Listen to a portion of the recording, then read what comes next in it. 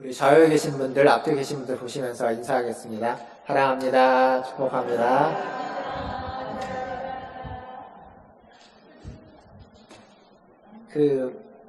사람은 고생을 하면 성숙해진다는 말이 있죠. 그래서 젊어서 고생은 사서도 한다 이런 말이 있는데, 근데 이제 이런 사람도 있습니다. 아무리 고생을 해도 아무것도 깨닫지 못하는 사람. 소를 잃었는데 소를 잃고 외양간을 고치어야 다음에 소를 잃지 않는데, 소를 잃고도 외양간을 고치지 않아서 다음에 또 소를 잃는 사람. 그러니까 아무리 어려움을 당해도 전혀 성숙하지 않고 전혀 깨달음이 없는 사람들이 있습니다. 오늘 우리가 보고 있는 이 요나서의 요나 같은 사람입니다. 요나가 당한 어려움 많이 있죠. 배를 타고 가다가 폭풍을 만납니다. 폭풍 만났을 때는 배 밑에서 잠자고 있었으니까 잘 모른다고 쳐도 폭풍 중에 깨어나서 사람들과 이야기하고 결국 바닷물에 빠지게 되죠. 폭풍 가운데 바다에 빠졌을 때 그게 얼마나 위험한 것인지, 그리고 요나가 그의 기도에도 자기가 말했던 것처럼 바다의 풀이 자기 머리를 감싸고 있고, 그리고 죽음의 땅이 빗장을 채워서 그 죽음의 땅에 갇혀가지고 꼼짝달싹 못했다라는 이야기합니다. 그러니까 정말 위험한 경험을 한 겁니다. 바닷속을 지나서 물고기 뱃속으로 가죠. 물고기 뱃속에서 다시 나옵니다. 이건 뭐 아무나 할 수 없는 경험 차원이 아니라 이 세상에 이런 경험을 한 사람이 둘도 없을 만큼 아주 특별한 경험을 한 겁니다. 이 경험을 통해서 요나도 직감한 게 있죠. 도망칠 수 없구나. 하나님의 낯을 피해서 어디로 도망갈 데가 없구나 라고 직감을 해서 요나서 1장과는 다르게 3장에는 하나님이 다시 말씀을 줘서 니느웨로 가라고 할 때 1장에는 도망갔지만 3장에는 도망가지 않습니다. 도망갈 데가 없다는 걸 안 거죠. 그래서 니느웨로 갑니다. 그러면 이제 모든 것이 다 제자리로 돌아온 걸까요? 니느웨로 이제 가서 선지자 요나는 하나님의 말씀을 전하고, 니느웨성 사람들은 그 말씀에 어떤 식으로든 응답을 하고, 그래서 심판이 임하거나 혹은 구원의 은혜가 임하는 이런 아주 정상적인 루틴으로 이제 다시 돌아오게 되는 걸까요? 제가 요나서 말씀을 시작하면서 이 요나서는 그렇지 않다라고 말씀드렸습니다. 처음부터 요나서는 그런 식으로 흘러가지 않고 끝까지 요나서는 시종일관 그 반대로 흘러간다는 거죠. 선지자 요나는 하나님을 피해서 도망갔고, 그 도망가는 선지자를 하나님은 붙잡아 와서 다시 또 보내니까 그 선지자 요나는 어쩔 수 없이 또 그곳으로 가는 겁니다. 가서 어쩔 수 없이 하라고 하는 일을 하긴 하는데 그 일에 열매가 나타나자 불평불만을 쏟아내는 모습. 이게 요나서의 시종일관의 모습입니다. 그러니까 무슨 얘기냐면, 선지자 요나는 요나서 시작할 때 첫 번째 설교 제목이 뭐였냐면 반항하는 선지자였죠. 처음부터 끝까지 한결같이 반항하는 선지자로 요나는 등장하고 있습니다. 변하지 않았습니다. 끊임없이. 뿐만 아니라 하나님도 한결같이 변하지 않았습니다. 처음에 말씀을 주고 도망가는 사람을 붙잡아 오고 기도도 건성으로 하는데 다시 말씀을 또 주고 가서 또 불평불만을 해도 끝까지 요나와 함께 있습니다. 하나님도 한결같습니다. 변하지 않았습니다.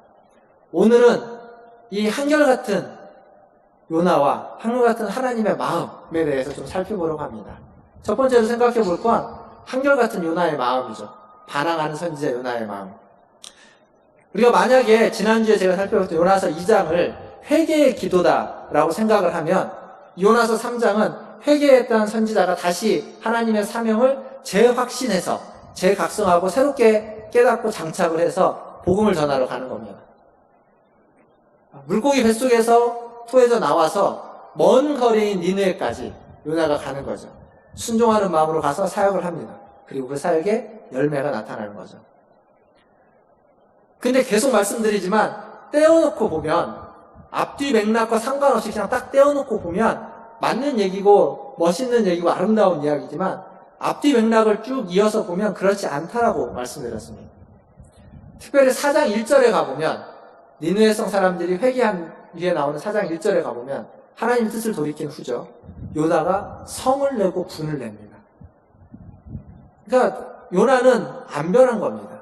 전혀. 요나의 어떤 겉으로 보이는 것과 겉으로 보이는 모습과 그리고 그의 마음은 천양지창입니다. 오늘 2절 말씀을 한번 보겠습니다. 2절에 뭐라고 적혀있냐면 일어나 저 큰 성읍 니느웨로 가서 내가 내게 명한 말을 그들에게 선포하라 하십니다. 하나님이 새로운 명령, 아니 이전에 했던 명령과 같은 그런 명령을 다시 한번 주시는 거죠. 말씀을 다시 주시는 겁니다. 여기 보면 성령은 니느웨를 저 큰 성읍 니느웨라고 말합니다. 니느웨가 얼마나 컸을까요? 니느웨가 이제 고고학자들이 연구를 결과 보면 연구한 사람들에 따라서 약간 차이가 있는데 약간이 아니라 굉장히 큰 차이죠. 어떤 분들은 니느웨라는 성 둘레가 한 12km, 그러니까 15km인가요? 그 정도 되고 어떤 분들은 한 30km를 이야기하기도 합니다. 그런데도 어떤 분들은 96km를 이야기합니다. 이게 엄청나게 큰 차이입니다. 96km를 이야기하시는 분들은 이 니느웨성의 직경을, 니느웨성이 이렇게 96km, 둘레가 96km인데 이 직경이 30km였다고 합니다. 직경 30km가 어느 정도 거리냐면 우리 교회에서부터 저기 파주 운정 넘어서까지입니다. 그리고 아래쪽으로 보면 고속도로 톨게이트, 서울 톨게이트, 성남 있는 판교 있는 그쪽까지가 약 30km 좀 안 됩니다. 직선거리로. 한 성의 크기가, 성의 직경이 그만하다는 겁니다.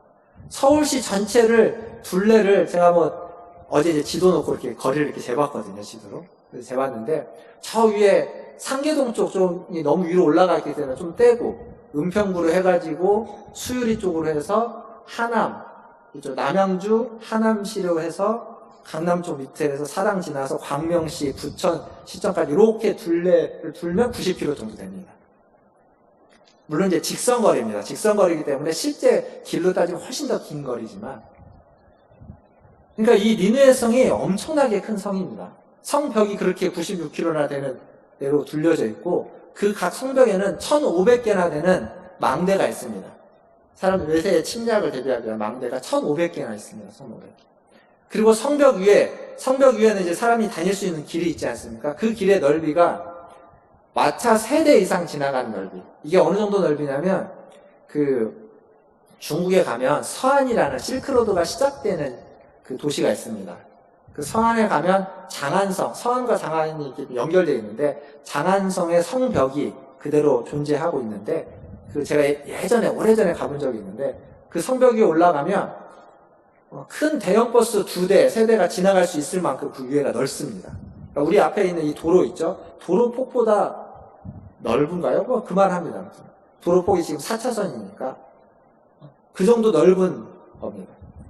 근데 이 니느웨 성도 그에 못지않게 위에가 넓은 겁니다. 그러니까 위에가 넓다는 건 밑에는 더 넓다라는 얘기입니다. 밑에서 이렇게 올라가기 때문에. 그러니까 엄청난 성벽이 96km나 되는 데를 두르고 있다는 거죠. 그 안에 살고 있는 사람들은 성경에 보면 뒤에 이제 4장 마지막에 보면 좌우를 분별하지 못하는 사람이 12만 명이라고 하죠. 보통 어린아이들이라고 얘기합니다. 그 수를. 그러면 성인을 포함하면 약 60만 명 정도가 살았다고 합니다. 60만 명이 또 어느 정도 되는 숫자냐? 제가 또 통계를 찾아봤습니다. 2020년 1월 기준으로 우리나라 도시의 인구수가 나옵니다. 그 중에 60만 명보다 조금 작은 데가 어디냐면 저기입니다.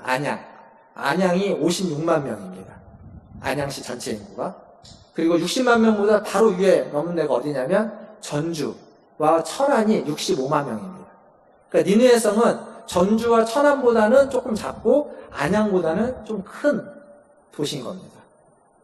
지금도 우리는 사실은 굉장히 큰 도시들인데 고대 사회에 이 정도 도시라는 건 엄청나게 큰 도시인 겁니다. 인구수는 다르지만 그냥 땅덩어리 크기만 놓고 보면 서울의 버금갈 만한 도시라는 이야기입니다. 서울도 그렇고 과거나 현재나 이 큰 도시들은 항상 바쁘게 삽니다. 도시에 사는 사람들은 언제나 바쁩니다. 하는 일이 많아서 바쁘기도 하고 하는 일이 없어도 바쁜 게 도시의 삶입니다. 왜 그렇게 바쁘냐면 이 도시에서 살아남기 위해서 끊임없이 경쟁해야 되기 때문에 그렇습니다. 다른 사람보다 뒤처지지 않기 위해서. 아니 지금 내가 갖고 누리고 살고 있는 걸 유지하기 위해서라도 끊임없이 경쟁해야 되고 무엇인가를 해야 됩니다. 그래서 도시에 사는 사람들은 경쟁이 내면화되어 있습니다. 자연스럽게 갑니다. 그리고 경쟁이 일상화되어 있습니다. 매일매일 순간순간 경쟁하는 거죠. 니느웨 성도 마찬가지입니다. 고대 사회라고 경쟁이 없었느냐? 그렇지 않습니다. 니느웨 성도 마찬가지로 끊임없이 경쟁하는 사회였습니다.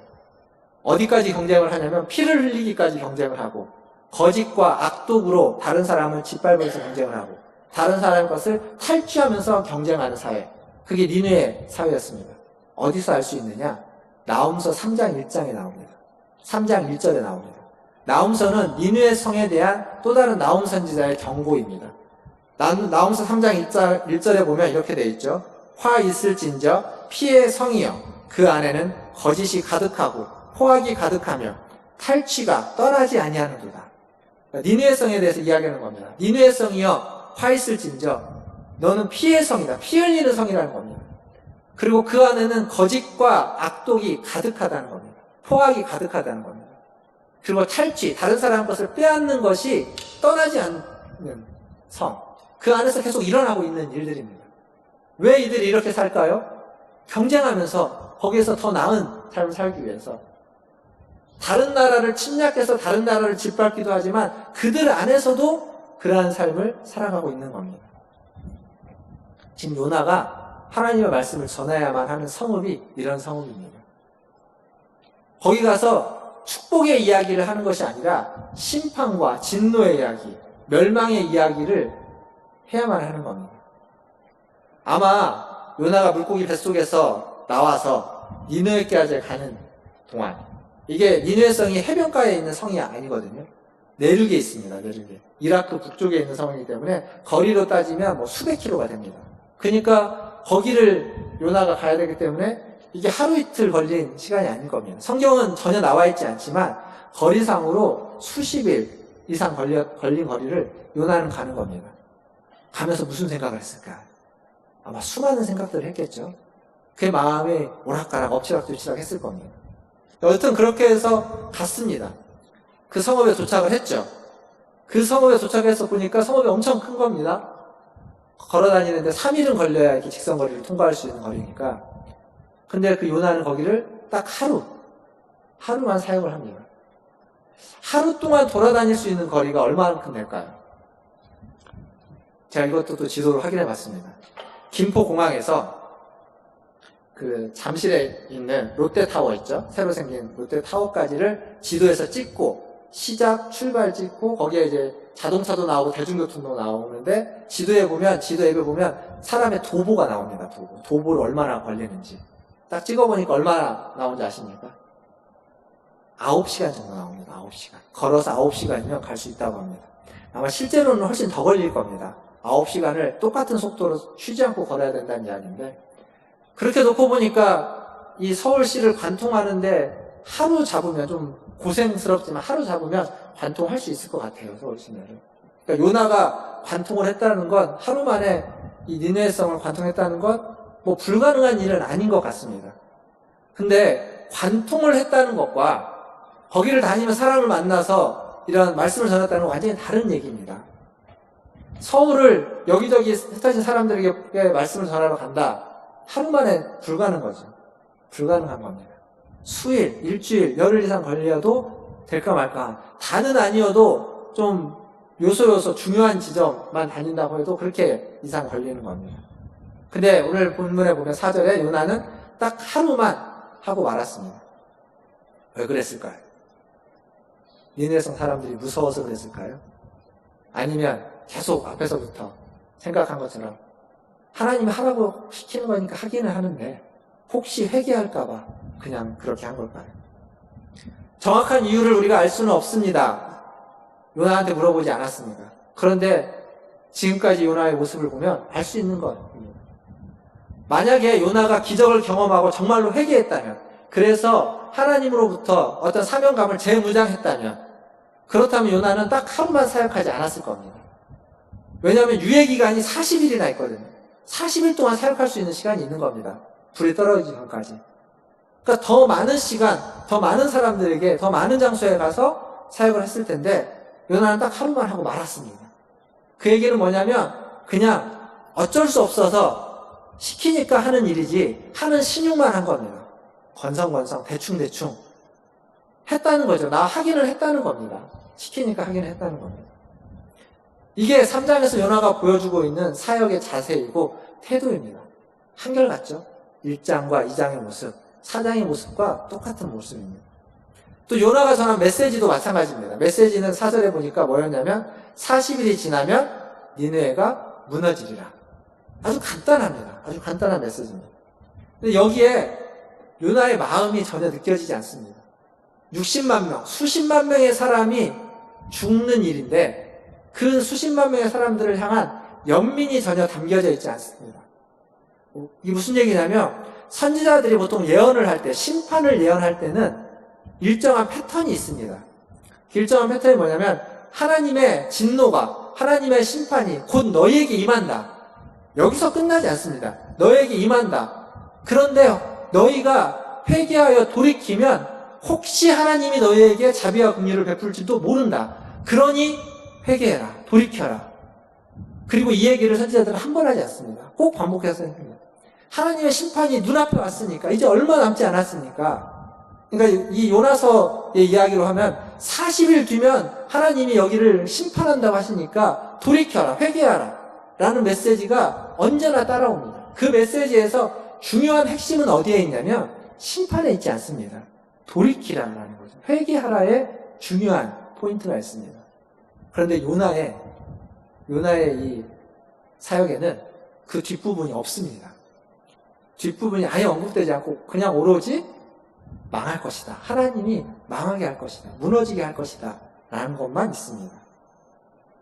그러니까 선지자들의 그 애끓는 마음이 요나의 사역에는 전혀 녹아있지 않다는 겁니다. 요나가 선지자가 아닌가요? 요나는 선지자입니다. 하나님에 대해서 누구보다도 잘 압니다. 잘 아니까 도망간 거고, 사장에 가보면 내가 하나님 당신이 그럴 줄 알았다라고 이야기하는 겁니다. 잘 압니다, 요나는. 잘 알아서 도망간 겁니다. 그리고 물고기 뱃속에서 살아나오는 기적 같은 경험도 했습니다. 하나님에 대해서도 잘 알고 기적도 경험했습니다. 그런데 요나는 여전히 자신의 감정과 생각이 그것들보다 다 우선하고 있습니다. 기도하긴 했지만 자기중심적으로 기도했고, 순종하긴 했지만 건성건성 순종했습니다. 안 바뀌는 거죠. 사람은요, 잘 변화되지 않습니다. 죽었다 깨어나도 안 변합니다. 그런가요? 정말 그렇습니까? 그리고 그 얘기는 여러분들도 안 변했다는 얘기죠. 10년 전이라 20년 전이라. 사람 잘 안 변합니다. 물론 성령이 역사하시면 변합니다. 맞습니다. 성령이 역사하면 변합니다. 성령이 역사하시면 어떤 사람도 변합니다. 그런데 그런 일이 그렇게 자주 일어나지 않습니다. 어디서 할 수 있냐면 오늘 역설적에도 오늘 이 요나를 통해서 알 수 있습니다. 요나를 보십시오. 요나는 선지자입니다. 하나님의 선지자, 하나님을 누구보다도 더 많이 알고 있고 잘 알고 있는 사람, 거기에다가 하나님이 구원해 주시는 기적도 경험한 사람입니다. 그런데 안 변했습니다. 하나님을 많이 알면 변할 것 같죠? 기적을 경험하면 바뀔 것 같죠? 근데 요나는 하나님도 많이 알고 기적도 경험했는데 안 변했습니다. 사람 변하는 게 쉽지 않다는 이야기입니다. 사랑하는 성도 여러분, 그렇다고 너무 낙심하지 마십시오. 안 변했어도 30년 전이나 지금이나 하나도 안 변했어도 괜찮습니다. 왜냐하면 변하는 것이 우리의 신앙의 목적이 아닙니다. 물론 하나님은 우리에게 변화를 요구하십니다. 변해야 됩니다.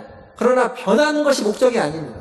변하지 않아도 내가 성장하지 못했어도 중요한 것은 뭐냐면 하나님과 함께 하고 있는 게 우리의 신앙의 목적입니다. 변하지 않았어도 하나님과 함께 하고 있어야 됩니다. 변하지 않았어도 하나님을 붙잡고 있어야 됩니다. 변화되어서 붙잡고 있으면, 변화되어서 하나님과 함께 하고 있으면 금상첨화지만 그러지 못할지라도 안 변했더라도 하나님과 함께 하고 있는 게 중요합니다. 변했는데 하나님을 떠나버리면 그건 안 변한 것보다 못한 겁니다. 안 변했어도 하나님과 함께 하는 게 훨씬 더 중요하다는 겁니다. 요나 보십시오. 순종하긴 했지만 건성으로 했고 기도도 자기중심적으로 했습니다. 그런데 그런 요나를 하나님이 떠나지 않습니다. 하나님은 기다리고 다시 말씀하시고 불평하고 불만하고 화를 내는 요나의 얘기를 다 들어주십니다. 그리고 요나에게 마지막까지 말씀해 주십니다. 지금 우리에게도 마찬가지라고 생각합니다. 아직은 덜 변화되었고 믿음이 없고 그리고 심지어는 하나님께 약간의 반항심을 가지고 있어도 하나님은 요나에게 그랬던 것처럼 요나야, 성어봐, 누구야 이렇게 부르면서 일어나 함께 가자라고 우리를 부르시는 줄 믿습니다. 이러한 하나님의 음성을 들으시고 그 하나님의 음성에 반응하시는 저와 여러분 되기를 주님의 이름으로 축원드립니다. 두 번째로 생각해 볼 건 한결같은 하나님의 마음입니다. 요나의 마음은 한결같았죠. 하나님의 마음도 한결같았습니다. 요나가 선포한 메시지는 분명 건성이었고 대충이었습니다. 그런데 그 건성이고 대충의 메시지 안에 하나님의 은혜가 담겨져 있습니다. 어디일까요? 그건 40일이 지나면이라는 얘기입니다. 40일이 지나면이라는 말이에요. 그 안에 담겨져 있습니다. 40일이라는 시간이 은혜의 시간이 유예 기간이죠. 지금 당장 불을 내리지 않고 40일 뒤에 내리겠다고 40일간 유예 기간을 주는 겁니다. 영어로 이 유예 기간이 grace period입니다. 그러니까 은혜의 시간입니다. 은혜의 시간. 은총의 시간, 은혜의 시간. 돌이킬 수 있는 기회를 주는 시간입니다. 40일. 요나는 심판의 불이 빨리 떨어지기를 원해서 하루만 사역을 하고 밖에 나가서 불이 떨어지나 안 떨어지나 기다리고 있습니다. 하나님이 40일간 기다리지 않고 그냥 빨리 불이 떨어지기를 원하는 마음으로, 간절한 마음으로 쳐다보고 있었을 겁니다. 대충대충 건성건성 선포했겠죠. 빨리 하고 그냥 신용만 하고 간 겁니다. 하나도 변하지 않은 요나의 모습 그대로 한 겁니다. 그런데 하나님은 그 건성으로 하는 그 메시지 안에 40일이 지나면이라는 말을 통해서 40일이라는 기회가 있다는 것을 니느웨성 사람들에게 알려준 겁니다. 그래서 니느웨성 사람들은 그 40일 동안 자기가 할 수 있는 최선을 다하는 겁니다. 금식하고 왕은 옷을 벗고 배를 두르고 금식하면서 회개하는 거죠. 그들이 할 수 있는 최선의 행동을 다합니다.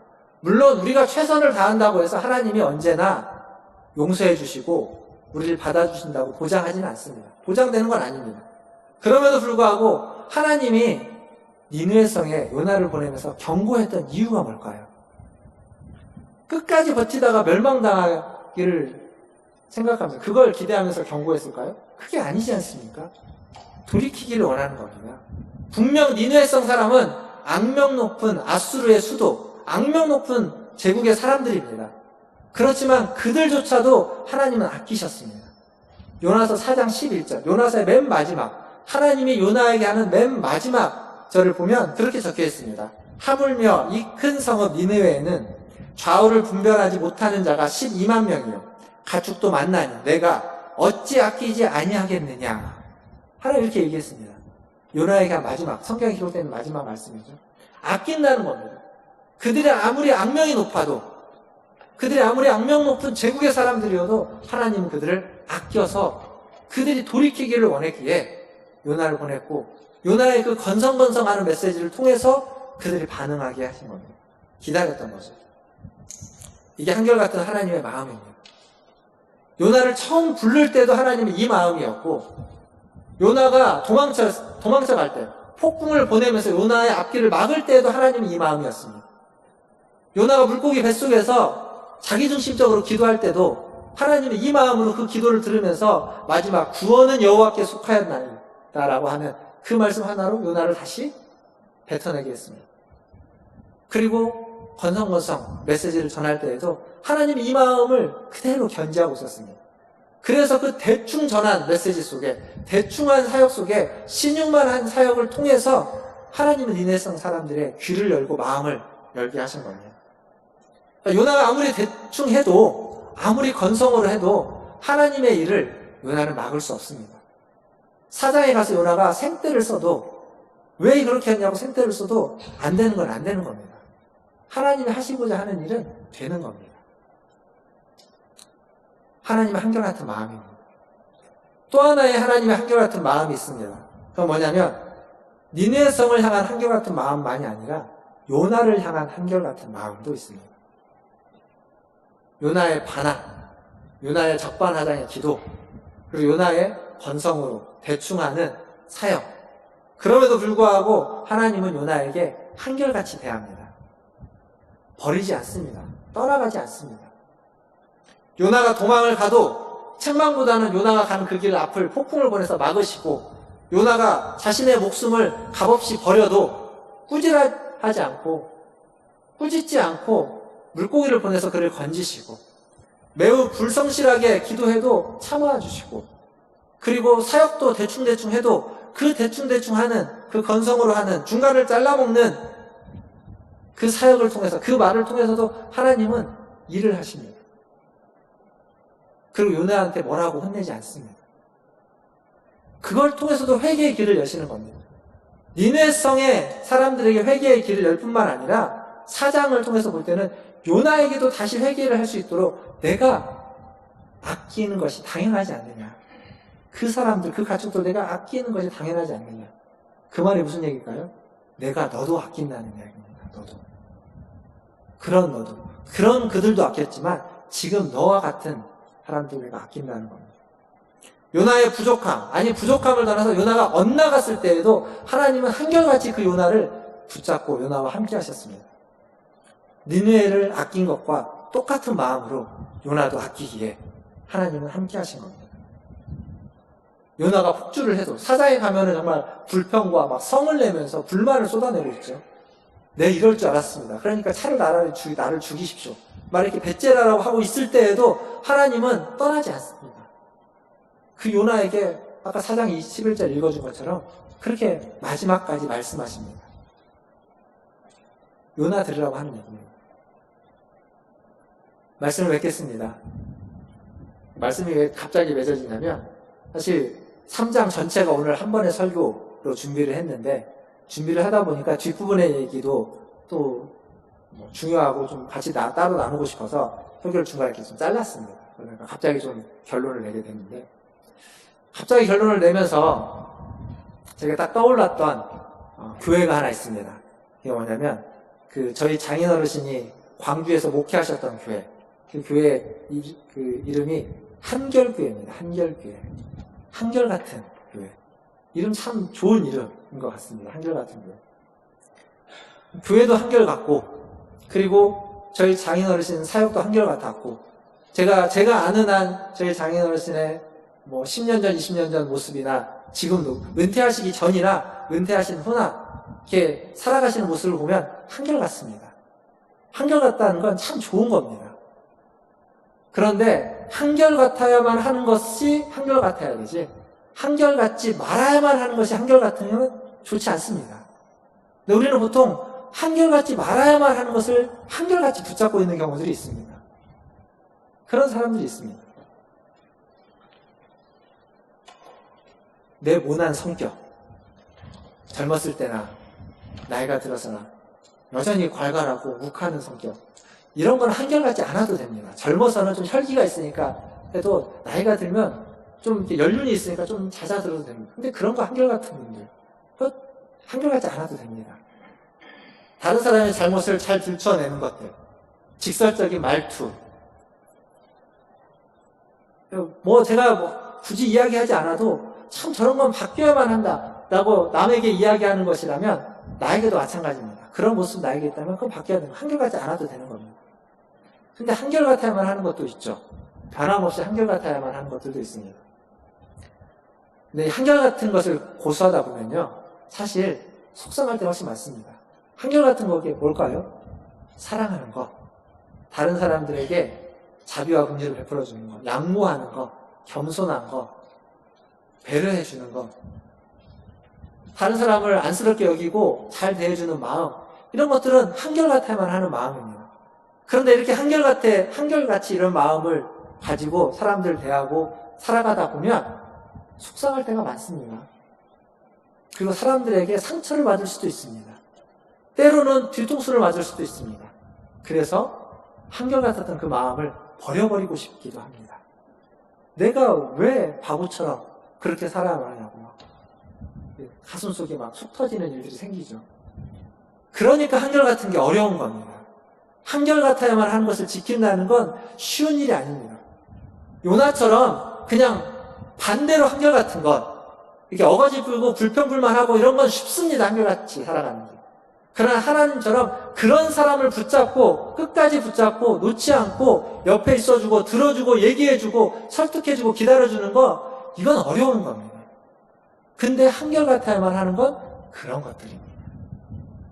그런 것들이 한결같아야 돼요. 경쟁사회에서 이런 것들로 한결같은 삶을 살아가다 보면 남들한테 짓밟힐지도 모릅니다. 무시당할 수도 있습니다. 그래도 한결같은 걸 지켜내시고 한결같은 삶을 사시기를 주님의 이름으로 축원합니다. 저나 여러분이나 우리 모두가 그렇게 한결같았으면 좋겠습니다. 한결같이 하나님을 사랑하고 한결같이 서로를 위해주고 한결같이 교회를 사랑하고 한결같이 이웃을 사랑하고 한결같이 세상을 위해서 기도하고 한결같이 하나님의 마음을 더 알기 위해서 애쓰는 저와 여러분 다 되기를 주님의 이름으로 축원드립니다. 기도하겠습니다.